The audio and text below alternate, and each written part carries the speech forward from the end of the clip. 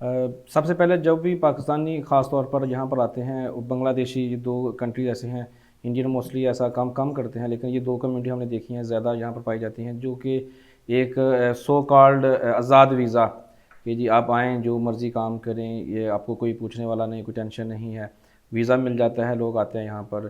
آزاد visa کی Oman کے قانون کے مطابق قانونی حیثیت کیا ہے؟ بہت بہت ہی امپورٹنٹ سوال ہے۔ دیکھیے، پہلی بات یہ ہے کہ یہ اصطلاح یا یہ جو لفظ ہے آزاد ویزا، جی۔ یہ قانون میں اس کی کوئی گنجائش نہیں۔ اچھا۔ دیر از نو ورڈ کالڈ آزاد ویزا، فری ویزا، آزاد ویزا نہیں ہوتا۔ کہیں نہ کہیں بزنس میں یا معاہدے کے تحت کسی ملازمت میں آپ کسی نہ کسی قانون اور قاعدے کے پابند ہوتے ہیں۔ جی۔ یہ جو آزاد ویزا کی اصطلاح ہے، یہ ہمارے ہاں جو پاکستان، بنگلہ دیش، انڈیا یا ایسے لوگ جو کہ کسی کے ویزے پہ آ جاتے ہیں اور اس کے بعد وہ فری ویزا سمجھ کے کہیں کسی کے پاس کام کرتے رہتے ہیں، اور جب تک وہ قانون کی پکڑ میں نہیں آتے تو اسی لیے اس کو وہ آزاد ویزا سمجھتے ہیں۔ لیکن قانون اس کی اجازت نہیں دیتا، وہ قانون کی خلاف ورزی ہوتی ہے، اور اس کا جو اینڈ ہے، اس کا اختتام وہ کسی نہ کسی بدمزگی پہ ہوتا ہے۔ چلنے کو تو لوگ بہت سال چل جاتے ہیں، لیکن میں اس بارے میں جو لوگوں کو بتاتا ہوں، میرے پاس بہت سے ایسے معاملات آتے ہیں تو میں لوگوں کو یہ سمجھاتا ہوں کہ ایون بحیثیت مسلمان کہ جو ایک آیت میں ہمیں جو اللہ تعالیٰ کی طرف سے بھی ہے کہ لإیلاف قریش ایلافہم، آپ تو حافظ ہیں، جی جی۔ ایلافہم رحلۃ الشتاء والصیف فلیعبدوا رب ھذا البیت الذی اطعمہم من جوع وآمنہم من خوف۔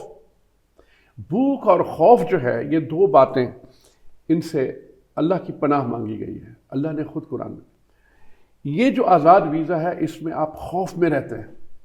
کبھی بھی آپ قانونی اداروں کی طرف سے پکڑے جائیں گے، پھر جب آپ پکڑے جائیں گے تو پھر تفصیل مانگی جائے گی کہ کس کے ویزے پہ آپ آئے، کس حیثیت میں آئے، کام کیا کر رہے ہیں، اور آپ ویزا سلالہ کا ہے پکڑے گئے مسقط سے، ویزا سہار کا ہے پکڑے گئے سلالہ سے۔ تو ایسے واقعات پھر ہوتے ہیں، تو پھر یہاں کے جو قانونی ادارے ہیں وہ اپنے حساب سے قانون کی خلاف ورزی کا مرتکب پاتے ہیں، اور اس کے مطابق وہ پھر آپ کو پروسیکیوشن میں بھیجتے ہیں، اور پھر ظاہر ہے کہ پھر اس کے اوپر جرمانے ہوتے ہیں، اور جرمانے کے بعد پھر ان کو اس ملک سے بھیج دیا جاتا ہے۔ پھر ان کے پاسپورٹ کو بھی کچھ سالوں کے لیے بلیک لسٹ کر دیا جاتا ہے، پھر یہ چیک کیا جاتا ہے اس دوران۔ اب اس کی وجہ کیا ہے؟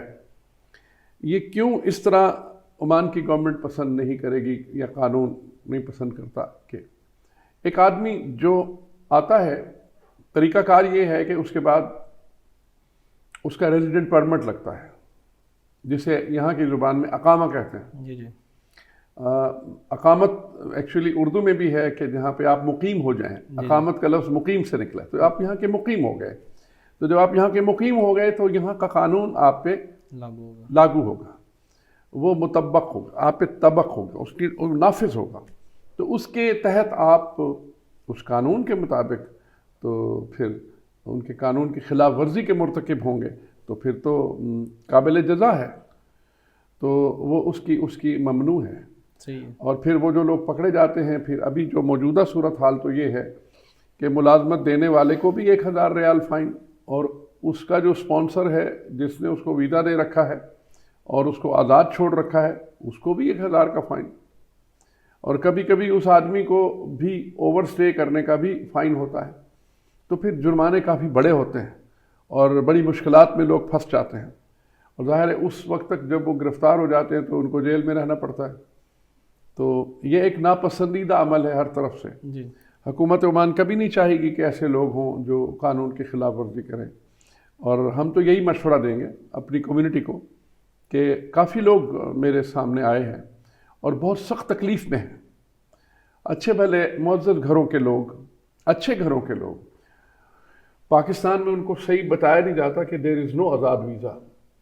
وہ پیسے دے کے گھروں کے اپنے سامان بیچ کے، اپنے کوئی مال مویشی بیچ کے، یا کوئی چھوٹی موٹی زمین بیچ کے، یا ایون بیویوں کا زیور بیچ کے آ جاتے ہیں لوگ، اور وہ 6 لاکھ 7 لاکھ 8 لاکھ روپیہ دے دیتے ہیں، اور وہ یہاں آ کے وہ پھر وہ پیسہ کچھ شیئر کر لیتے ہیں، اور وہ لوگ ان کو، کچھ رشتہ دار ہمارے ملک میں ایسے ہیں وہ اپنے رشتہ داروں کو ایسا ویزا بھیج دیتے ہیں، ان کو یہ نہیں بتاتے کہ یہاں آ کے کتنی تکلیف ہوتی ہے، پردیش میں آ جاتے ہیں، اتنے سارے پیسے دیے ہوتے ہیں، یہاں پہ آپ کو پھر رہائش کا خرچہ، کھانے پینے کا خرچہ، تا وقت کہ کوئی ملازمت نہ ملے، پھر ان کے پیشے کے مطابق اگر جاب نہیں ملتی تو وہ پریشان رہتے ہیں، اور اگر ملتی ہے تو کہیں دور ملتی ہے، اس شہر میں ان کا کوئی جاننے والا نہیں ہوتا، کہ عمان ایک بڑا ملک ہے، یہاں پہ کافی فاصلے ہیں، سوہار 2 گھنٹے کی ڈرائیو پہ ہے، آپ کا سور 2 گھنٹے کی ڈرائیو پہ ہے، نروا 1.5-2 گھنٹے کی ڈرائیو پہ ہے، سلالہ جو ہے وہ بہت دور ہے، وہ تو 10-11 گھنٹے کی ڈرائیو پہ ہے، آپ تو وہاں رہ چکے ہیں، دور ہے، بڑا ملک،